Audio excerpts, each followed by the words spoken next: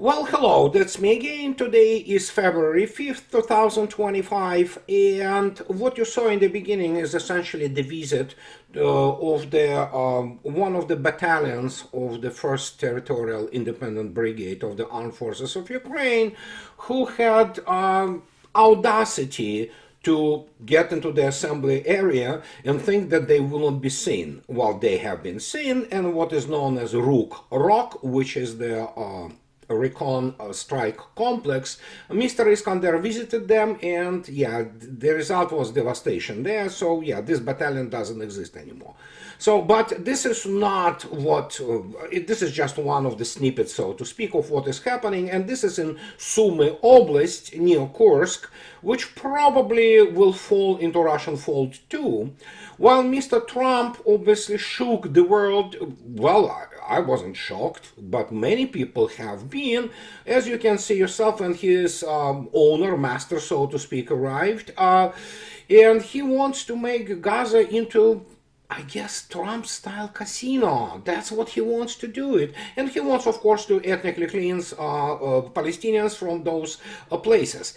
You know what, as I already stated, the moment the Hamas took the hostages and the whole meat grinder unfolded there, I will leave it entirely up to you to, basically discuss this and arrive to your own conclusions. But yeah, it is what it is, and nothing could be done about it. And believe me, Israel will have already having massive support in US Congress because, well, those people, as I already stated, many of them, they don't have the understanding between the right and wrong, and they're genocidal maniacs. So here we are. But before that, what I want to also state is the fact that RT, while for example, reporting on the situation with Mr. Lavrov meeting some of the diplomats from the African countries, they reported that he's met with them and he spoke about the Russian-African relations, which I think so will continue to improve and expand, and there is a lot of business to be done, mutually beneficial to both Russia and Africa. But here is what he stated there, which really matters, which many people still want to ignore, while in reality it is now modus operandi of Russia. And this is exactly how Russians, majority of the society, think, and no matter how anybody tries to salvage whatever is left between Russian, let's say European, Western relations, it's useless because the breaking point has been reached and essentially there is no turning back. And this is what Mr. Lavrov actually stated at this meeting with African diplomats. And here it is. As you can see yourself, this is more than just speaking about some expansion and development of the important Russian-African relations. No. Look what he said. The comprehensive turn of Russian foreign policy towards the West after the collapse of the USSR was a mistake.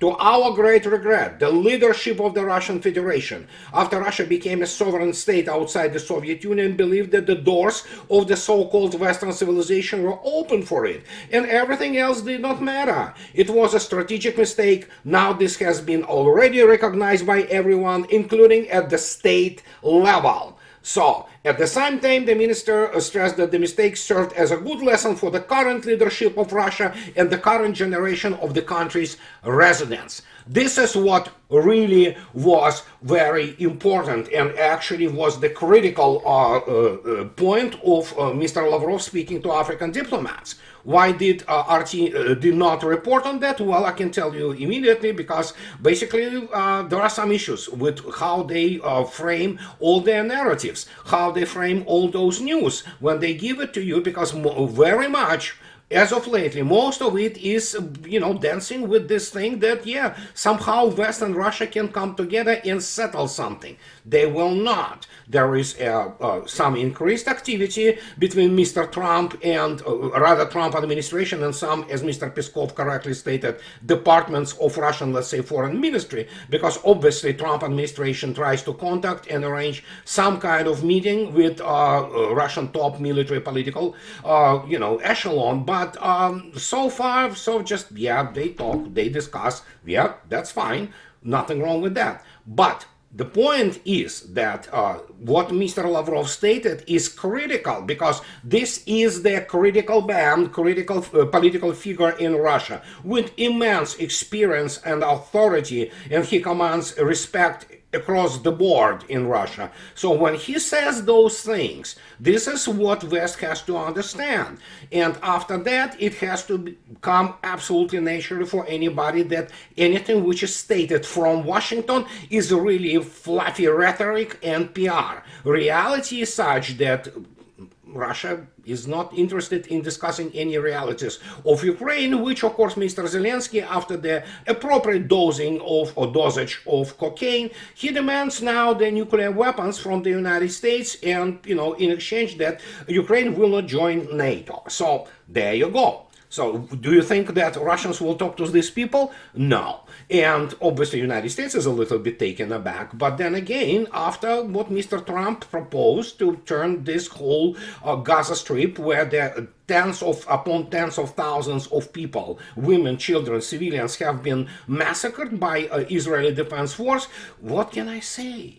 This is everything you need to know about what is happening. But I want to stress again, drop all pretense of morality. Drop all this right and wrong thing. There is no morality to the American imperialism. And this is good. As I already stated last time, it's very healthy in a sense that actually you don't have to pretend anymore, buying this BS from those cretins from the State Department and now dissolved. Well, not dissolved really. It was incorporated and cash flow was redirected to the proper people in the State Department, proper people being, of course, people who support Trump, that actually, what can I say? There is no right or wrong. The only thing they had was always this fluffy rhetoric about democracy, human rights, and good. We don't have this anymore because it's all BS. Everything is about what United States tries to get out of whatever the basically mess is happening in the world nowadays. And we can go and take a look at what is going on before visiting obviously this news, because it's really funny. Mr. Trump is in no rush to talk to Chinese leader. And he talks about that we'll speak to him at the appropriate time. I'm in no rush, Trump told reporters in the Oval Office. And as you can see yourself, minutes after Trump imposed the tariffs, Beijing struck back with a series of retaliatory penalties. Those include a 15% tariff of imports of U.S. coal and liquefied gas, as well as 10% tariffs of crude oil, agricultural machinery, and certain vehicles. Well, China produces 3.5 times more vehicles than the United States, but yeah, it's a separate issue. China's tariffs will not come into the force until February 10th, given the country's time to make a deal. Yeah, the delay is signal that both countries might not reach an agreement in the near future. It also conflicts with the quicker timeline suggested by Trump. White House advisor Peter Navarro, who said at a political event earlier Tuesday that the two would speak over the phone. Let's see what happens with the call today. Well, the call have been dropped. Obviously, China has its own, self-awareness and self-respect, so they're not going to call with the bully. In fact, I stated many times that United States is in no position to bully China for a simple reason that we already heard this story, which is, of course, I expanded on that and elaborated on a number of occasions that essentially China is building with Russia the rear for its economic clash with the United States, which China probably already won, and it is the energy, which is of course this crude and gas and liquefied natural gas. That's why we have the northern Arctic route, which is also very useful in this case to supply China with all required energy. So the only thing which is left for the United States is this legerdemain and, as I already stated, fluffy rhetoric. Well, I'm not talking about the obviously countries which, you cannot even learn the truth about it because the way the media are set up, basically being reported only their statements, not actual actions, if you wish. So, but yeah, evidently there Mexico folded, and it was expected, and other countries folding really well in the Latin America, because obviously it is the playground for the United States and always was. We'll see now how it will all develop further, but yeah, well, it's just a matter of this fluid dynamics, if you wish, of the international relations today, and we have to wait and see until we get the actual definitive answers to anything, because the actually what the media environment, especially Western media environment, is filled with Trump rhetoric, and much of it you don't even know what does he mean, because he says one thing the 1 minute and then the other minute, and it's very difficult to kind of get it together and look at it and say, okay, this is what we are going to be doing, this is how it's going to be developing in this or other direction. So it is what it is, nothing I can do about it, and I'm in no position to sit here and basically nag you with all kinds of the elaboration and verbiage which may not necessarily reflect reality. However, even after we talked about the situation with Mr. Trump, and obviously the situation with the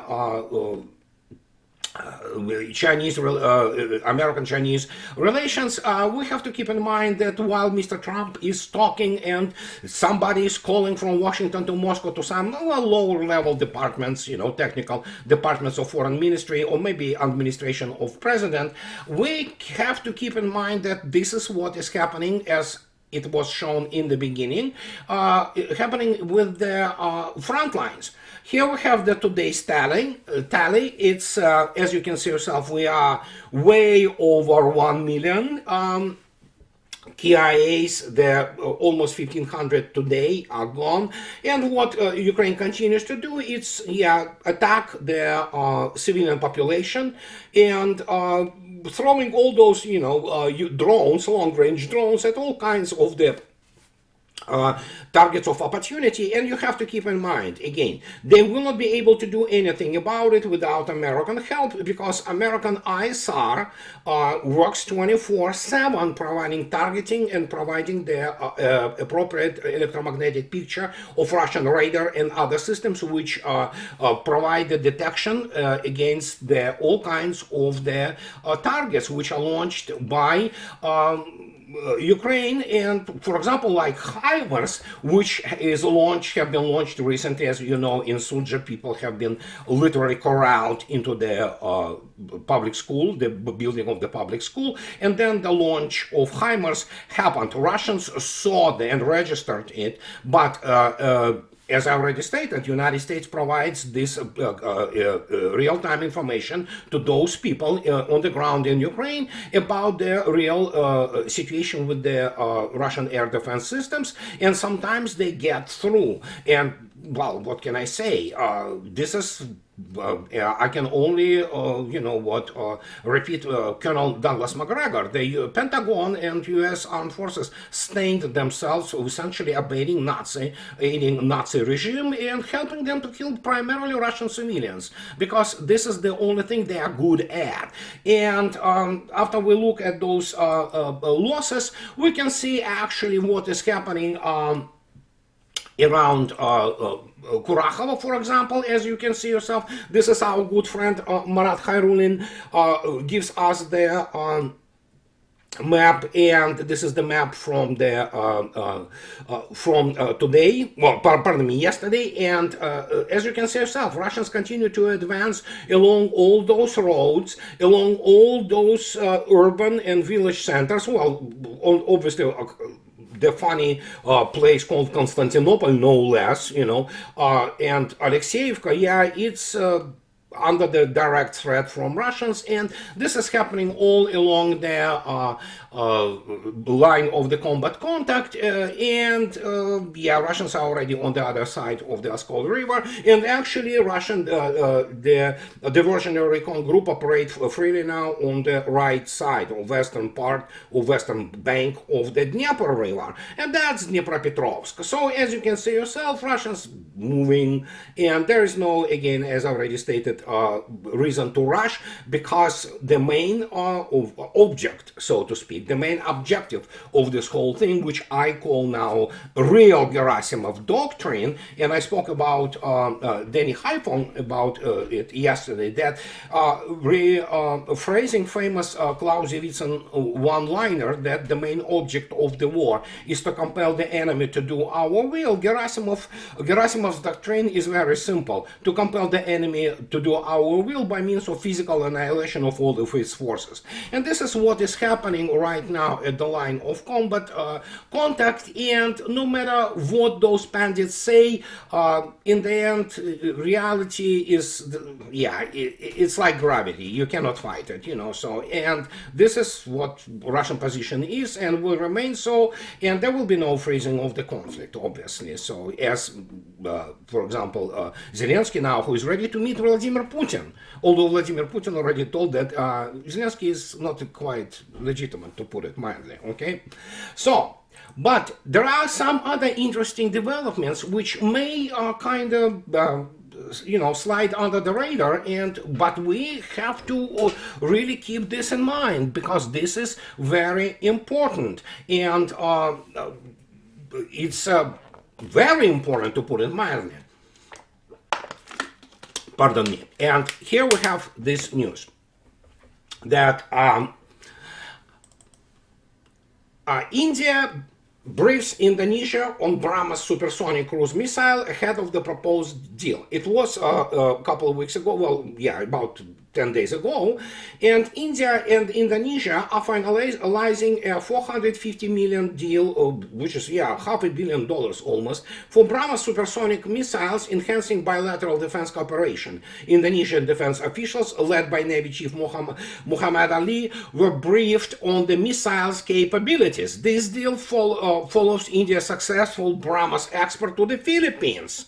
And so, what is BrahMos and why it is so important? Well, let me tell you. For example, when India, this is BrahMos. These are two variants of the BrahMos, and BrahMos actually it's the combination of two names of the most important, well, not in Russia, it's not most important, but important rivers, such as Brahmaputra and Moscow River. That's BrahMos. And so essentially what BrahMos is, it is well, it kind of slightly changed version of the Russian P-800 Onyx, and this is a terrifying weapon, actually.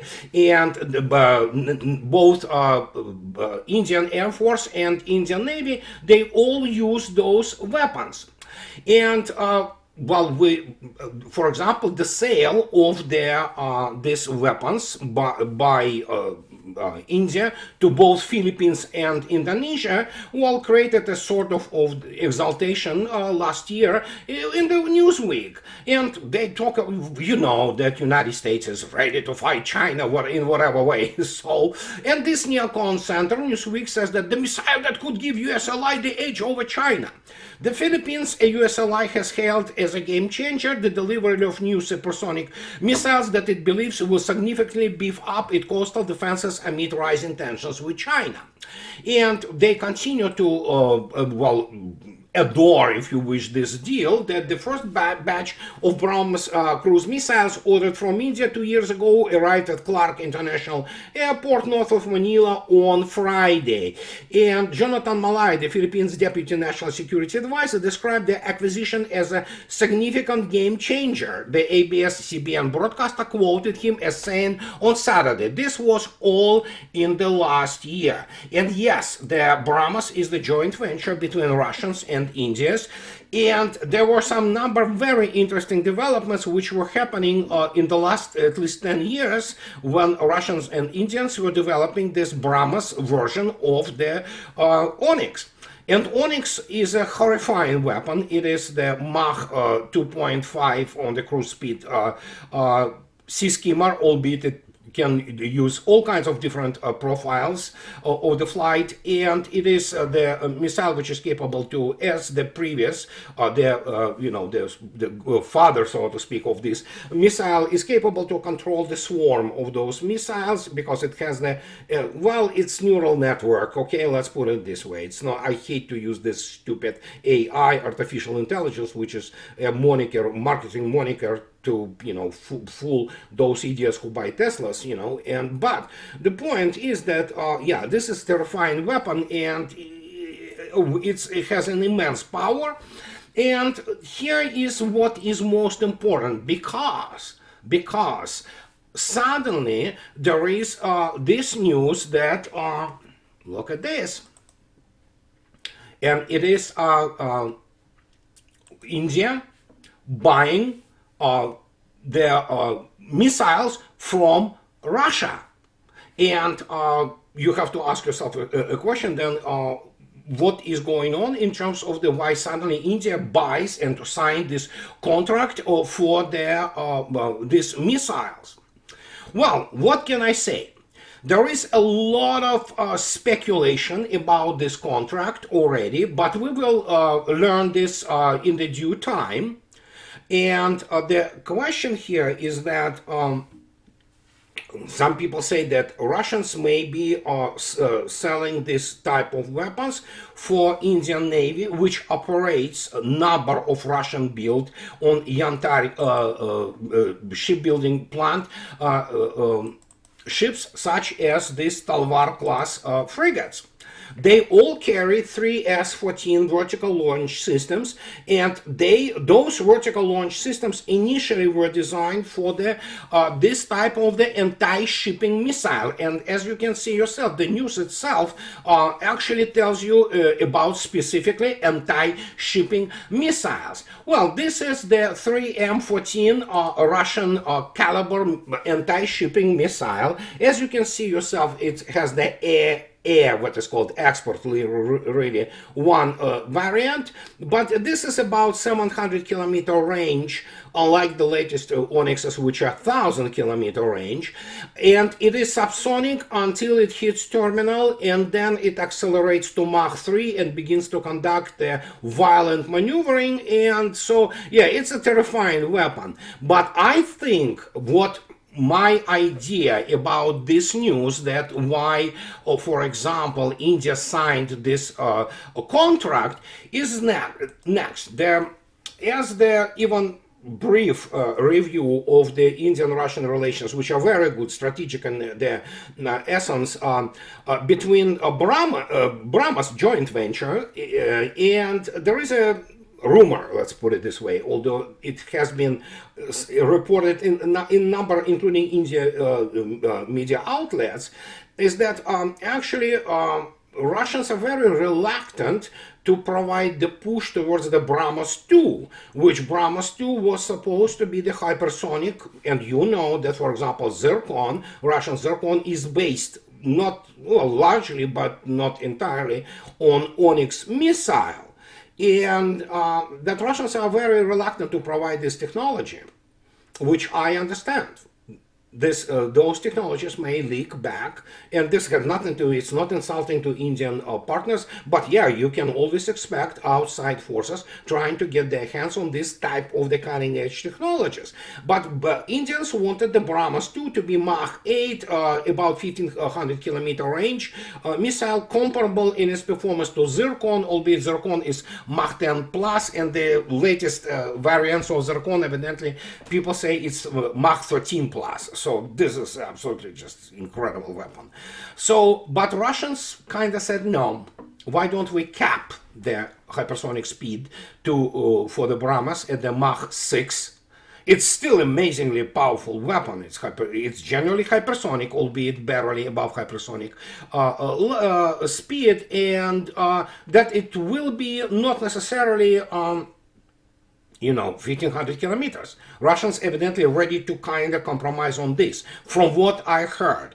Is it correct or not? I don't know. But something tells me that we cannot completely discount the possibility of that Russians actually will sell to India some kind of the hypersonic variant of the Zircon, but with the limited capabilities, such as Mach 6 and probably 1,000 kilometer range, unlike it is the 1,500 kilometer range for Zircon. And for those people who are do not understand the geography, you have to know that the Indian Navy, it's a powerful Navy actually, and it has a real combat history. You know, it's a real Navy which actually you have to take a look what the Operation Trident was and how they fought Pakistanis, and it actually performed quite admirably.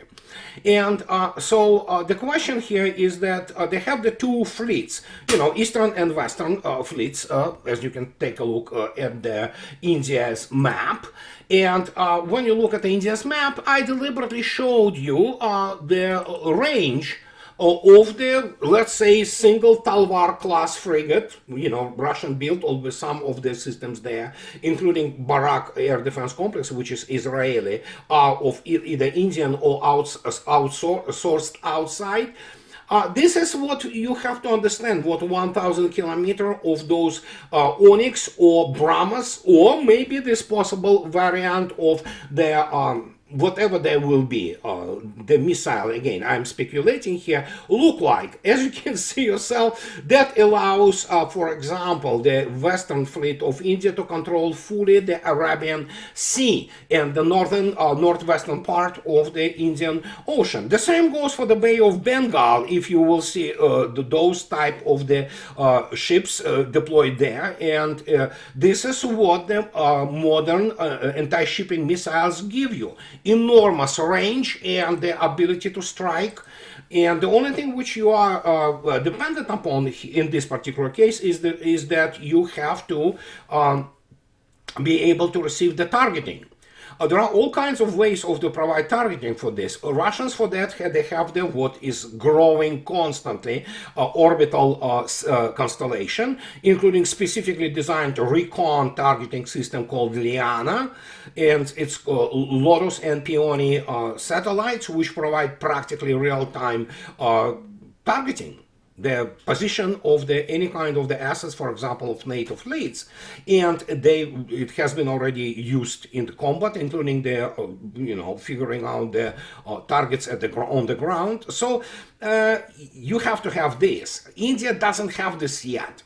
And who knows when it will. I mean, although Indians do have a very developed space program, they launch constantly and in very huge numbers, actually. You could be surprised. So I will not be surprised that at some point of time India will have the full targeting capability over at least full Indian Ocean. Some people say, oh yeah, India and China, there is a butting of heads, things like that.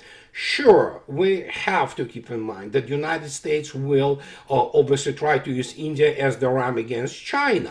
And here where we have this basically mitigating factor of Russia, of BRICS and other types of the, relations which are emerging, that Russia can mitigate those things. But there's no doubt about the fact that in Washington, many people applaud, for example, that India sells those BrahMos missiles to Philippines and Indonesia. But don't forget, Indonesia became the BRICS part also just recently, full-blown member.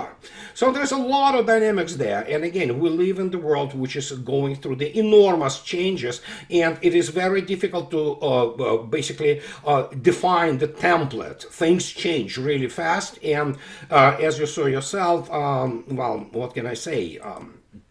Mr. Trump doesn't understand what he is dealing with in this world. We know this now.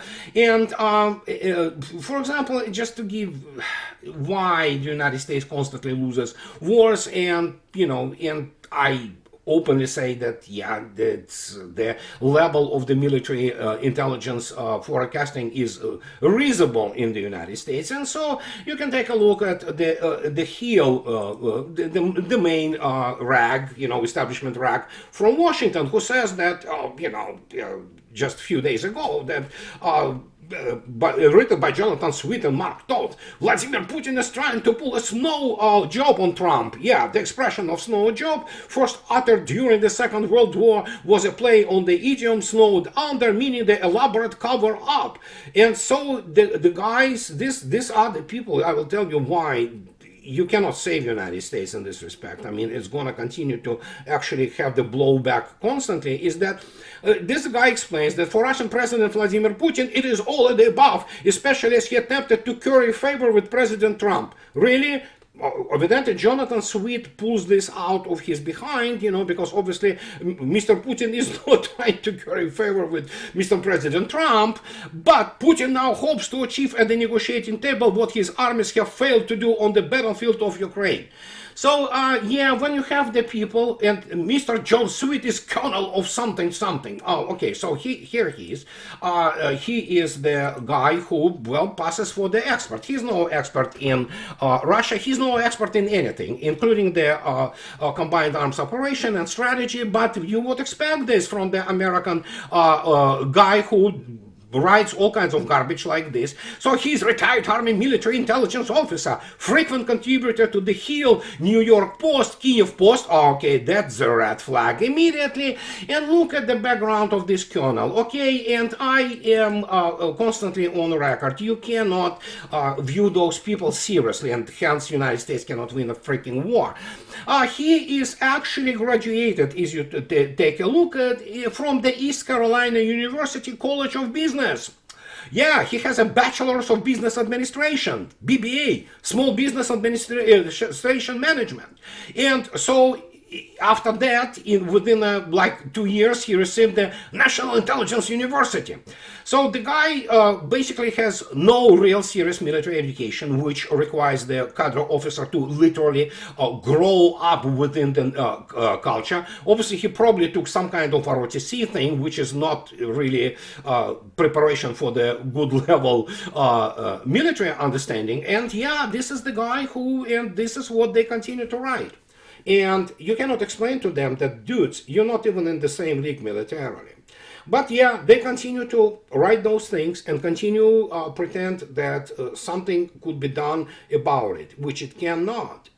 And we can only, and I can only, for example, instead of sitting here and elaborating constantly ad nauseam about how this could go, and it will go nowhere until Trump, he will be talking about in Munich at the security meeting. He obviously tries to steal Vladimir Putin's thunder from the famous Munich 2007 speech, which brought us to all that, about how his plan. Trump's plans do not matter.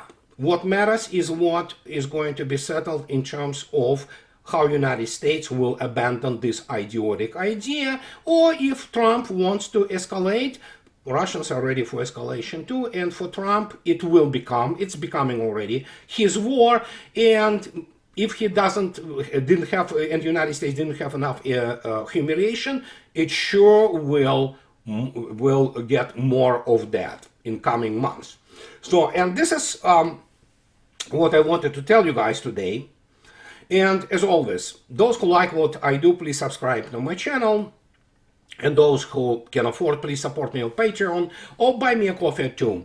And what can I say? Just have the nice rest of the week, and I'll talk to you later, guys. Bye-bye.